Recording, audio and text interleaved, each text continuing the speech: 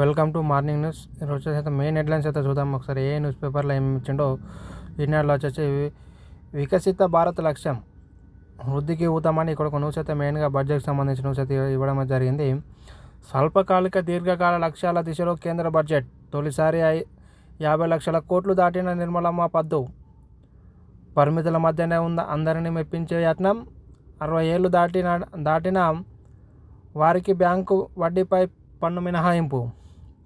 ఎన్నికలు జరగబోయే బీహార్కు పెద్ద పీఠాన్ని ఇక్కడ న్యూస్ అయితే మెయిన్గానే ఇవ్వడం జరిగింది. అలాగే వేతన జీవులకు ఐటీ పార్టీ 12 లక్షల వరకు ఆదాయ పన్ను లేదు, 75,000 ప్రామాణిక తగ్గింపు లభిస్తుంది అని ఇక్కడ న్యూస్ అయితే చూడవచ్చు. మనం 2025-26 ఆర్థిక సంవత్సరం నుంచి వర్తింపు అని ఇక్కడ న్యూస్ అయితే చూడవచ్చు. మనం కొత్త పన్ను విధానంలో స్లాబ్ల సవరణ, మధ్యతరగతికి పెద్ద ఉపశమనం, పాత పన్ను విధానంలోనే మార్పు లేదు అని ఇక్కడ న్యూస్ అయితే చూడవచ్చు. బడ్జెట్లో ప్రతిపాదించిన ఆర్థిక మంత్రి నిర్మలా సీతారామన్ అని ఇక్కడ న్యూస్ అయితే మెయిన్గా తీర్మానించండి. మొత్తం బడ్జెట్ 50,65,345 కోట్లు అని ఇక్కడ న్యూస్ అయితే చూడవచ్చు. దాంట్లో దేనికి సంబంధించి ఎంత ఉన్నదన్న చూద్దాం ఒకసారి.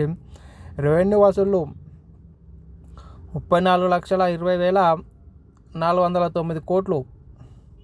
అలాగే ఇంకొకటి ఇక్కడ మూలధన వసూళ్ళు 16,44,936 కోట్లు. అలాగే రెవెన్యూ వ్యయం 39,44,255. అలాగే ఇంకొకటి ఇక్కడ మూలధన వ్యయం 11,21,090 కోట్లు అని ఇక్కడ న్యూస్ అయితే మనం చూడవచ్చు.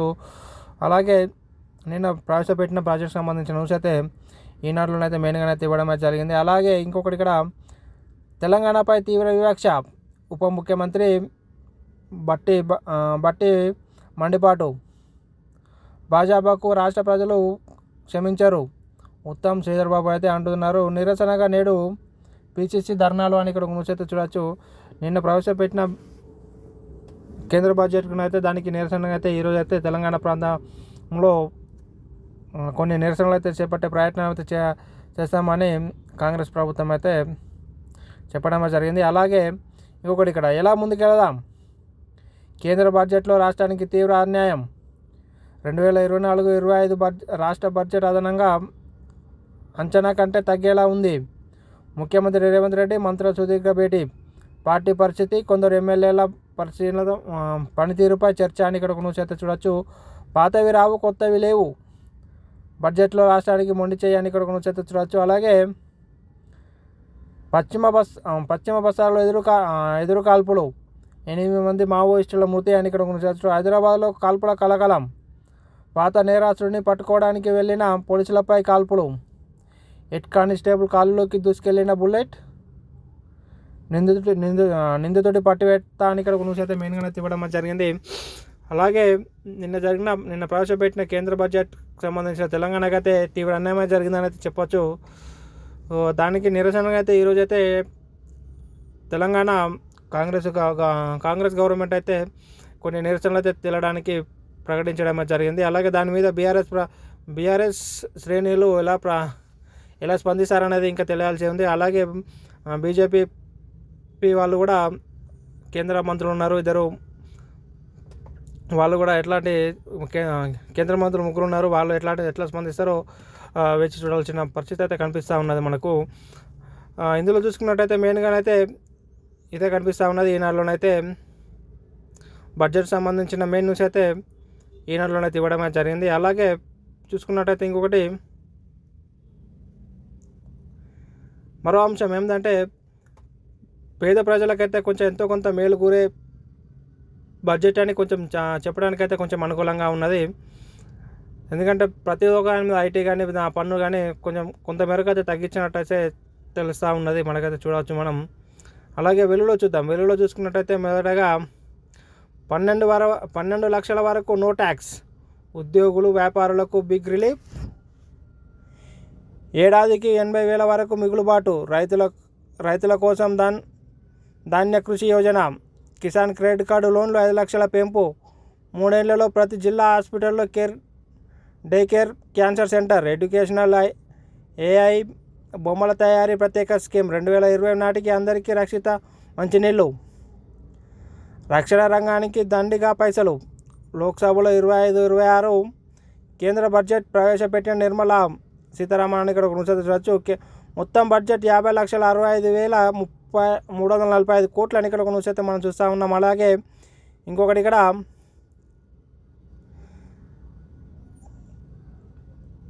బీహార్పై వరాల జల్లు, కొత్త ఎయిర్పోర్ట్కు సంబంధించిన న్యూస్ మెయిన్గా ఇవ్వడం జరిగింది. అలాగే ఇక్కడ దేనికి ఎంత ఇచ్చడం జరిగింది, బడ్జెట్ సమగ్ర స్వరూపం. మొత్తం బడ్జెట్ 50,65,345 కోట్లు. రెవెన్యూ వసూళ్లు 34,20,409 కోట్లు. అలాగే బీహార్పై వరాల జల్లు, కొత్త ఎయిర్పోర్టు, మాకానా బోర్డు ఏర్పాటు, ఎన్నికల వేళ ఆ రాష్ట్రానికి ఎక్కువ ప్రయోజనాలు, మరో 200 వందే భారత్, 100 అమృత్ భారత్, 50 నమో భారత్ రైలు, 17,500 జనరల్ కోచ్ల తయారీ కూడా, రైల్వేకు 2.2 లక్షల కోట్లు అని ఇక్కడ చూడవచ్చు. గీగ్ వర్కర్లకు హెల్త్ ఇన్సూరెన్సు, ఆయుష్మాన్ భారత్ పథకం వర్తింపు, 1 కోటి మందికి లబ్ధి, ఈక్రమ్ పోర్టల్లోనూ రిజిస్ట్రేషన్ ఐడి ఏర్పాటు అని ఇక్కడ చూడవచ్చు. అలాగే ఇంకొకటి ఇక్కడ కొత్త పన్ను విధానంలోనే 1 కోటి మందికి ప్రయోజనం, ప్రజల చేతిలో డబ్బులు ఆడేలా కొత్త పాలసీ, పార్లమెంటులో వచ్చే వారం ఇన్కమ్ ట్యాక్స్ బిల్లు అని ఇక్కడ చూడవచ్చు. రాష్ట్రానికి మళ్ళీ మండి చేయి, 1,63,000 కోట్ల ప్రపోజల్స్ పంపితే ఇచ్చిందేమీ లేదు. పలుమార్లు సీఎం కేంద్ర మంత్రులను కలిసి విజ్ఞప్తి చేసిన రేవంత్ మంత్రులు. తెలంగాణ ఊసే ఎత్తని నిర్మలా సీతారామన్. మెట్రో విస్తరణ, ఫ్యూచర్ సిటీ, యూనివర్సిటీలు, నవోదయ స్కూల్స్లో ఒక్క దానికి పట్టించుకోలే. పాలమూరు రంగారెడ్డి ప్రాజెక్టులు ముచ్చటే లేదు. ఏపీలోని పోలవరానికి మాత్రం దండిగా నిధులు. బయ్యారం స్టీల్ ఫ్యాక్టరీ మాటెత్తకుండా విశాఖ స్టీల్ ప్లాంట్కు మాత్రం కేటాయింపు అని ఇక్కడ చూడవచ్చు. అలాగే ఇంకోటి చూసుకున్నట్టయితే ఇక్కడ ఇది ప్రజా బడ్జెట్ 140 కోట్ల భారతీయుల ఆకాంక్షలు నెరవేరుస్తుంది అని ఇక్కడ ఒక కామెంట్ అయితే చేయడం జరిగింది నరేంద్ర మోదీ గారు. అయితే సామాన్యుల జేబులు నిండడంపైనే మా దృష్టి, పన్ను చెల్లింపుల రూపంలో భారీ ఊరట ఇచ్చడం, వచ్చే వారం ఐటీ బిల్లు పెడుతున్నామని చెప్పేసి ఇంకొక న్యూస్ అయితే ఇవ్వడం జరిగింది. బుల్లెట్ గాయాలకు బ్యాండేజ్ ట్రీట్మెంట్ ఏంటి, కేంద్ర బడ్జెట్పై రాహుల్ గాంధీ అసంతృప్తి అని ఇక్కడ న్యూస్ అయితే చూడవచ్చు మనం. అలాగే ఛత్తీస్గఢ్లో భారీ ఎన్కౌంటర్, 8 మంది మావోయిస్టుల మృతి,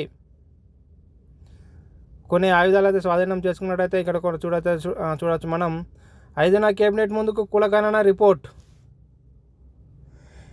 ఎస్సీ వర్గీకరణ నివేదిక కూడా శాసనసభలో ముందుకు, మంత్రులతో సుదీర్ఘ చర్చ అనంతరం సీఎం రేవంత్ రెడ్డి నిర్ణయం. కేంద్ర బడ్జెట్లో తెలంగాణ ప్రతిపాదనలు చోటు దక్కకపోవడంపై తీవ్ర అసహనం. ఎమ్మెల్సీ పంచాయతీ ఎన్నికలపై మంత్రులకు దిశానిర్దేశం. స్థానిక సంస్థల ఎన్నికల నిర్వహణకు వడివిడిగా సర్కార్ అడుగులు అని ఇక్కడ న్యూస్ అయితే చూడవచ్చు. దీనిలో కూడా వెలుగులో కూడా చూసుకున్నట్టయితే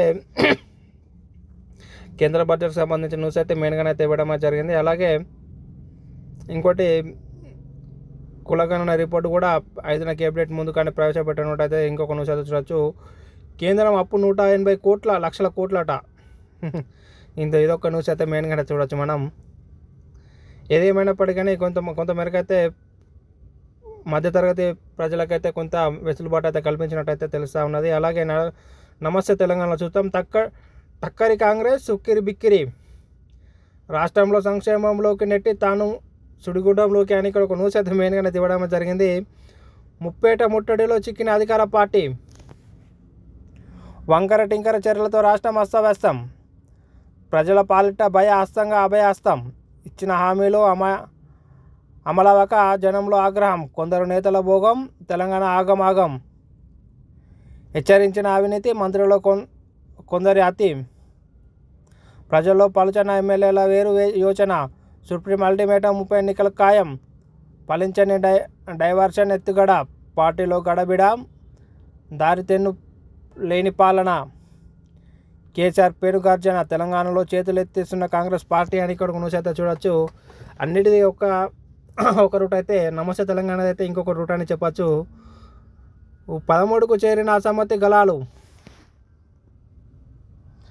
నల్లగొండ పలమూరు తిరుగుబాటు ఎమ్మెల్యేలు తో మరో ముగ్గురు వరంగల్ ఎమ్మెల్యేలు అని ఇక్కడ కొనుసైతే చూడవచ్చు. వసూళ్ల నేతలపై తిరుగుబాటు అని ఇక్కడ కొనుసైతే మనం మెయిన్గా చూడవచ్చు. ఉప ఎన్నిక ఖాయం. పార్టీ ఫిరాయింపుల ప్రత్యేక దృష్టి సాధించిన న్యాయస్థానం. త్వరగా నిర్ణయం తీసుకునేలా స్పీకర్పై ఒత్తిడి తెచ్చేలా వ్యాఖ్యలు. సహేతుక సమయం అంటే ఎంతో చెప్పాలన్న సుప్రీంకోర్టు. పార్టీ మారితే రాజీనామా చేయాల్సిందేనన్న కేరళ హైకోర్టు. అనర్హత వేటు వేయాలని బీఆర్ఎస్ అలుపెరగని న్యాయ పోరాటం. రాష్ట్రంలో పార్టీ ఫిరాయించిన ఎమ్మెల్యేల్లో మొదలైన గుబులు అని ఇక్కడ కొన్ని నూచైతే చూడవచ్చు. నిన్నైతే గచ్చిబౌలినైతే ఒక క్లబ్లో అయితే ఒక కాల్పులు జరిగినట్టయితే ఒక మాజీ అంతకుడిని పట్టుకోవడానికి వచ్చిన పోలీసులపై అయితే కాల్పులు జరిపినట్టయితే ఒక న్యూస్ అయితే మనం చూస్తూ ఉన్నాం. అలాగే ఇంకొకటి, నా చావుకు రేవంత్ రెడ్డి కారణమని ఒక సూసైడ్ నోటు అయితే రాసి ఒక వ్యక్తి అయితే ఆత్మహత్య చేసుకుంటారని చెప్పేసి వాళ్ళ సిస్టర్ అయితే ఆరోపిస్తూ ఉన్నది. అలాగే 3 రైతుల బలమరణం.